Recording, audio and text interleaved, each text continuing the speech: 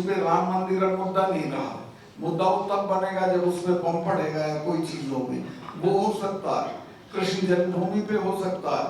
7-8 शहरों में, बड़े शहरों में ये दंगे हुए हैं और ये होंगे, देश में बड़े पैमाने पे होंगे। तो मैं आपके माध्यम से देश की जनता को, लोगों को सावधान करना चाहता हूं कि सब अप्रत्याशित चीजों के लिए तैयार रहिए और ये समझ जाइए कि ये आपको बेवकूफ बनाने के लिए चीजें की जा रही हैं, वोट के लिए की जा रही हैं।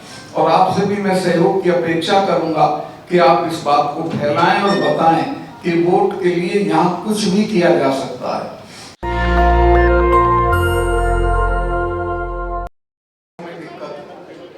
तो मैं ये अशिष्टता कर रहा हूँ कि बैठ के आपको संबोधित कर रहा हूँ।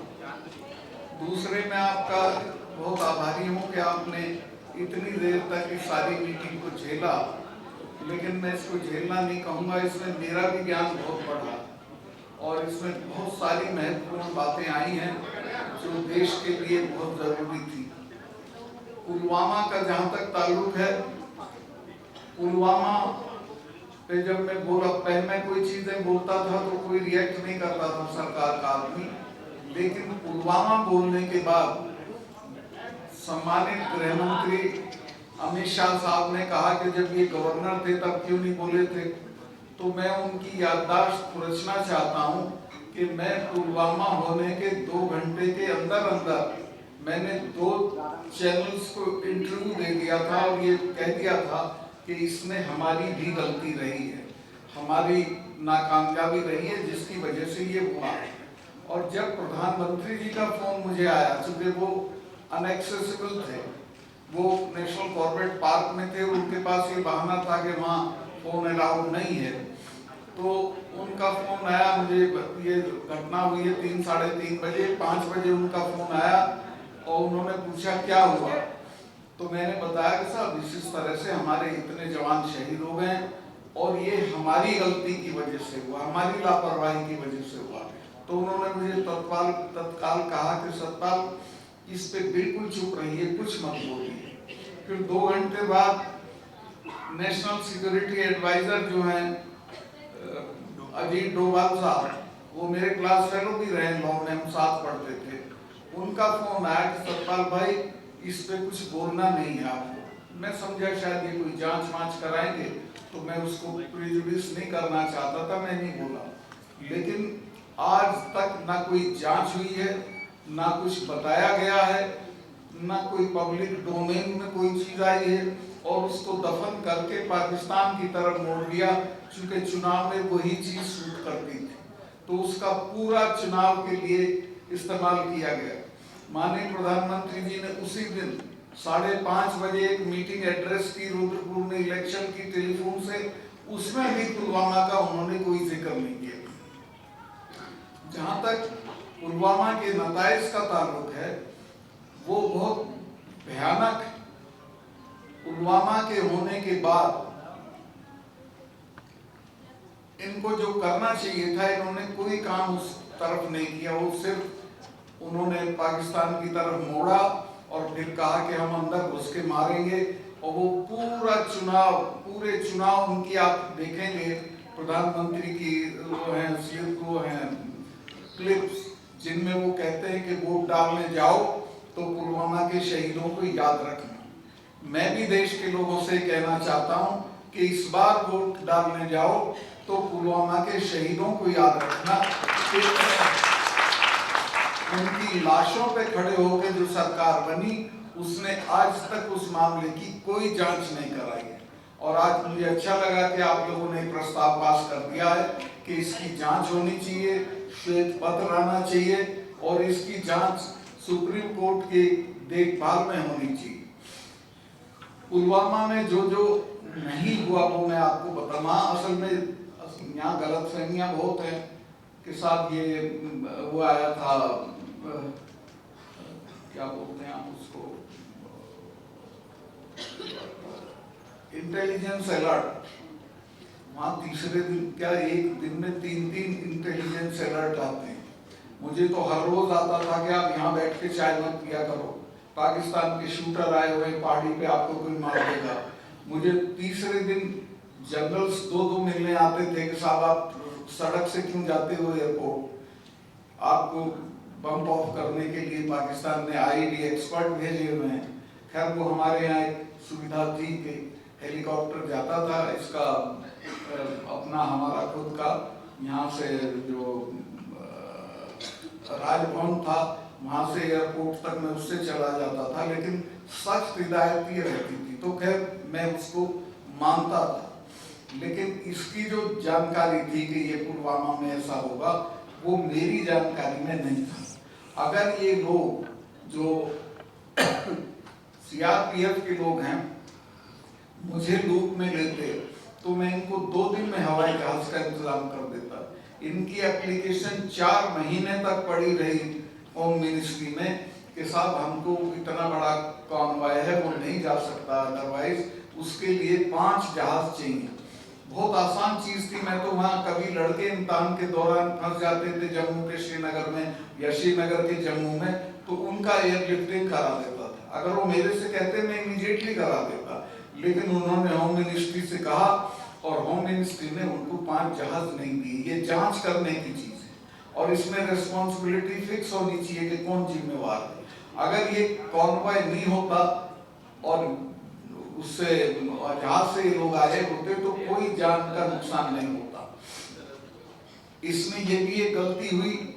मैं गया था उस जगह जहाँ विस्फोट हुआ था, उस एरिया में 10 किलोमीटर की दूरी पे दोनों तरफ 8-10 लिंक रोड मिलती हैं मेन हाईवे में, एक भी मैन नहीं थी, कहीं भी कोई जिप्सी नहीं खड़ी थी ट्रैफिक को रोकने के लिए कि भाई हमारा कॉन्वॉय जा रहा है इसमें मत आइए। जबकि मैं हमारी जो फोर्सेज आती थी तो मैं इंश्योर करता था कि उस दिन कोई सिविल ट्रैफिक हाईवे पे नहीं जाएगा, और उसका नतीजा ये था कि सेफली चले जाते थे।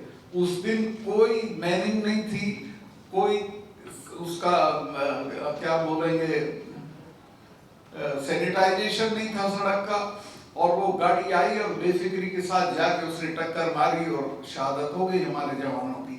और अब तक उसने किसी भी आदमी को जिम्मेवार नहीं ठहराया गया, क्योंकि इतनी लैप्सेस हैं उसमें कि बहुत सारे लोगों के सर रोल होंगे, लेकिन अभी तक कुछ नहीं किया गया। मैं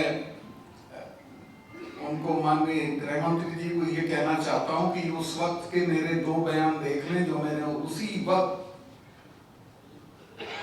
पुलवामा होने के 2 घंटे के अंदर 2 इंटरव्यूज मैंने वहां एक चैनल को 2 चैनल को दिए थे कि ये हमारी गलती से हुआ, इसमें हम जिम्मेवार हैं, हम उनको जहाज दे देते तो ये नहीं होता।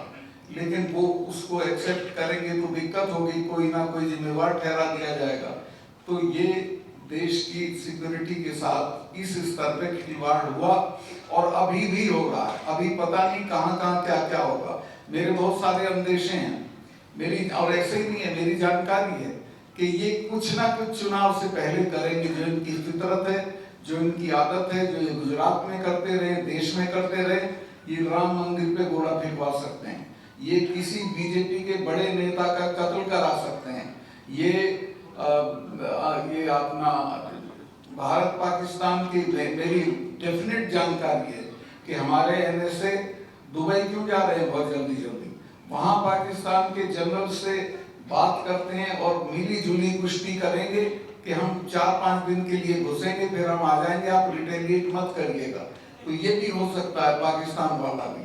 तो इस तरह की चीजें होंगी, तो इसके लिए हमको अपनी जो जनता है उसको सावधान करना पड़ेगा। ये सांप्रदायिक तनाव वाला तो मुझे अंदाजा था पहले से। आप लोगों को मैं एक बात बता दूं, चूंकि मैं जाट एरिया से आता हूँ, वहाँ एक कहावत थी कि जाट का तो हिंदू क्या और मेरू का मुसलमान क्या। चूंकि जाट ट्रेडिशनल सेंस में हिंदू नहीं होता, पूजा पाठ वाला नहीं होता, वो आर्य समाजी होता है, और इसी तरह में ट्रेडिशनल सेंस में मुसलमान नहीं होता, वो सिंपल एकदम सीधे सीधे रहता है, सपाट। उनमें दंगा हुआ है कल, जिनके बारे में ये था कि ये इनमें कोई कम्युनलिज्म नहीं है, वहां दंगा हुआ है और ये दंगा बढ़ाया गया है जानबूझ के। और ये एक ही जगह नहीं हुआ, कल में रात में 8-10 शहरों में वहां के हरियाणा के युवा, हरियाणा में 47 के बाद कोई दंगे नहीं हुए थे। अब ये हुआ 7-8 शहरों में, बड़े शहरों में ये दंगे हुए हैं और ये होंगे, देश में बड़े पैमाने पे होंगे। तो मैं आपके माध्यम से देश की जनता को, लोगों को सावधान करना चाहता हूं कि सब अप्रत्याशित चीजों के लिए तैयार रहिए और ये समझ जाइए कि ये आपको बेवकूफ बनाने के लिए चीजें की जा रही हैं, वोट के लिए की जा रही हैं। और आपसे भी मैं सहयोग की अपेक्षा करूंगा कि आप इस बात को फैलाएं और बताएं कि वोट के लिए यहाँ कुछ भी किया जा सकता है।